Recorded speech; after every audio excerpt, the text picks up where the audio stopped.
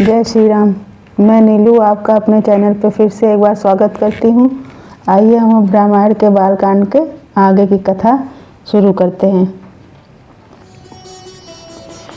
सुनी समुझई जन मुदित मन मंजहि अति अनुराग लहै चारि फल अच्छत तनु साधु समाज प्रयाग। जो मनुष्य इस संत समाज रूपी तीर्थराज का प्रभाव प्रसन्न मन से सुनते और समझते हैं और फिर अत्यंत प्रेम पूर्वक इसमें गोते लगाते हैं, वे इस शरीर के रहते ही धर्म अर्थ काम मोक्ष चारों फल पा जाते हैं। मंजन फल पे खही तत्काला काक हो ही पिक बकहु मराला। सुनिया चरज करे जन कोई सतसंगति महिमा नहीं गोई। इस तीर्थराज में स्नान का फल तत्काल ऐसा देखने में आता है कि कौवे कोयल बन जाते हैं और बगुले हंस। यह सुनकर कोई आश्चर्य न करे, क्योंकि सत्संग की महिमा छिपी नहीं है। वाल्मीकि नारद घट जोनी निज निज मुखनि कही निज होनी। जलचर थलचर नभचर नाना जे जड़ चेतन जीव जहाना। वाल्मीकि जी, नारद जी, अगस्त जी ने अपने अपने मुखों से अपनी होनी कही है। जल में रहने वाले, जमीन पर चलने वाले और आकाश में विचरने वाले नाना प्रकार के जड़ चेतन जितने जीव इस जगत में हैं। मति कीरति गति भूति भलाई जब जेहि जतन जहाँ जेहि पाई। सो जानब सतसंग प्रभाऊ लोक कहूँ वेद नान उपाऊ। उनमें से जिसने जिस समय जहाँ कहीं भी जिस किसी यत्न से बुद्धि कीर्ति सद्गति विभूति और भलाई पाई है, सो सब सत्संग का ही प्रभाव समझना चाहिए। वेदों में और लोक में इनकी प्राप्ति का दूसरा कोई उपाय नहीं है।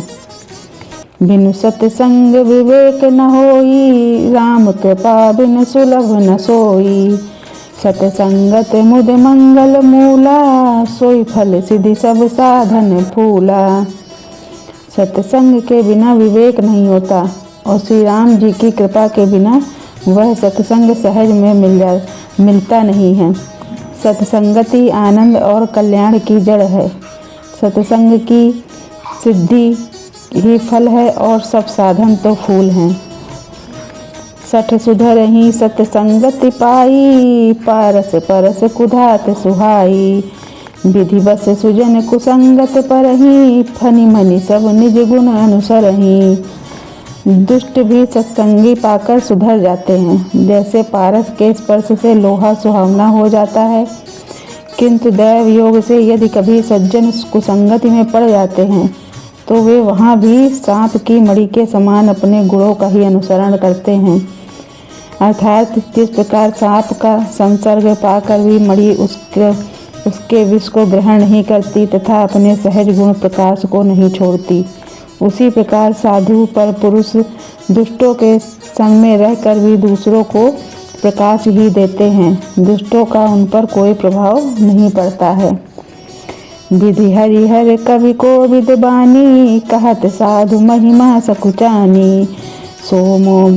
सोमो सन कही जात न कैसे साक बनिक मणि गुण गुण जैसे। ब्रह्मा विष्णु शिव कवि और पंडितों की वाणी भी संत महिमा का वर्णन करने में सकुचाती है। वह मुझसे किस प्रकार नहीं कही जाती है। जैसे साग तरकारी बेचने वाले से मड़ियों के गुण समूह नहीं कहे जा सकते। बंदौ संत समान चित हित अनहित कनहि कोई। अंजलिगत शुभ सुमन जिम सम सुगंध कर दोई। मैं संतों को प्रणाम करता हूँ, जिनके चित्त में समता है, जिनका कोई मित्र है और न शत्रु। जैसे अंजलि में रखे हुए सुंदर फूल, जिस हाथ ने फूलों को तोड़ा और जिसने उनको रखा, उन दोनों ही हाथों को समान रूप से सुगंधित करते हैं। वैसे ही संत शत्रु और मित्र दोनों का ही समान रूप से कल्याण करते हैं। संत सरल चित जगत हित जानि सुभाउ सनेहु। बाल विनय सुन कर कृपा राम चरण रति देहु। संत सरल हृदय और जगत के हितकारी होते हैं। उनके ऐसे स्वभाव और स्नेह को जानकर मैं विनय करता हूँ। मेरी इस बाल विनय को सुनकर कृपा करके श्री राम जी के चरणों में मुझे प्रीति दे। बहुरी बंद खल गन सती भाए जे बिनु काज दाहिने उबाए। परहित हानि लाभ जिनके रे उजरे हरस विषाद बसेरे। अब मैं सच्चे भाव से दुष्टों को प्रणाम करता हूँ जो बिना ही प्रयोजन अपना हित करने वाले के भी प्रतिकूल आचरण करते हैं। दूसरों के हित की हानि ही जिनकी दृष्टि में लाभ है, जिनको दूसरों के उजड़ने में ही हर्ष और बचने में विषाद होता है। हरिहर जस राकेश राहु से पर काज भट सहस भाव से। जे पर दोष लखही सह साखी पर हित घृत जिनके मन माखी। जो हरि और हर के यश रूपी पूर्णिमा के चंद्रमा के लिए राहु के समान हैं, अर्थात जहाँ कहीं भगवान विष्णु या शंकर के यश का वर्णन होता है उसी में वे बाधा देते हैं और दूसरों की बुराई करने में सहस भाव के समान वीर हैं। जो दूसरों के दोषों को हजार आँखों से देखते हैं और दूसरे के हित रूपी घी के लिए जिनका मन मक्खी के समान है, अर्थात जिस प्रकार मक्खी घी में गिरकर उसे खराब कर देती है और स्वयं भी मर जाती है, उसी प्रकार दुष्ट लोग दूसरों के बने बनाए काम को अपनी हानि करके भी बिगाड़ देते हैं। तेज कृषानु रोष महिषेषा अवगुण धन धनी धनेशा। उदय केत समहित सबही के कुंभकर्ण समसोवतनी के। जो तेज दूसरों को जलाने वाले ताप में अग्नि और क्रोध में यमराज के समान है। पाप और गुण रूपी धन में कुबेर के समान धनी है। जिनकी बढ़ती सभी के हित का नाश करने के लिए केतु के समान है और जिनके कुंभकर्ण की तरह सोते रहने में ही भलाई है। पर काजु लग तनु परिहर ही जिम झिम उपल कैसी दल रही। बंदहु खल जस शेष सरोसा सहस बदन बर नहीं पर दोषा। जैसे ओले खेती का नाश करके आप भी गल जाते हैं, वैसे ही दूसरों का काम बिगाड़ने के लिए अपना शरीर तक छोड़ देते हैं। मैं दुष्टों को शेष जी के समान समझकर प्रणाम करता हूँ जो पराये दोषों का हजार मुखों से बड़े रोष के साथ वर्णन करते हैं। पुनि पर्णव पृथुराज समाना परग सुनहि सहस दस काना। बहुरी शक्र सम बिनहु तेहि संतन सुरानिकट हित जेहि।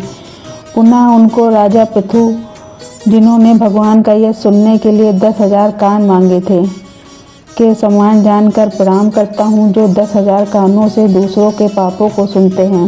फिर इंद्र के समान मारकर उनकी विनय करता हूँ जिनको सुरा नीकी और हितकारी मालूम देती है। इंद्र के लिए भी सुरानी के अर्थात देवता की सेना हितकारी है। बचन वज्र देहि सदा प्यारा सहस नयन पर दोष निहारा। जिनको कठोर वचन रूपी वज्र सदा प्यारा लगता है और जो हजार आँखों से दूसरों के दोषों को देखते हैं। उदासीन हरिमीत हित सुनत जरहि खल रीत। जानि पानि जुग जोरी जन बिनती करई सपीत।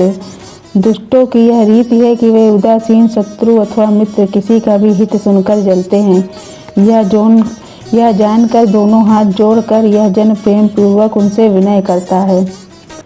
मैं अपनी दिस कीन निहोरा तीन निज और न लाऊ भोरा। बायस पलही अति अनुरागा होई निरामिस कबहु कि कागा। मैंने अपनी ओर से विनती की है परंतु वे अपनी ओर से कभी नहीं चूकेंगे। कौओं को बड़े प्रेम से पालिए परंतु वे क्या कभी मांस के त्यागी हो सकते हैं। बंदहु संत असज्जन चरना दुख पर उभय बीच कछु वरना।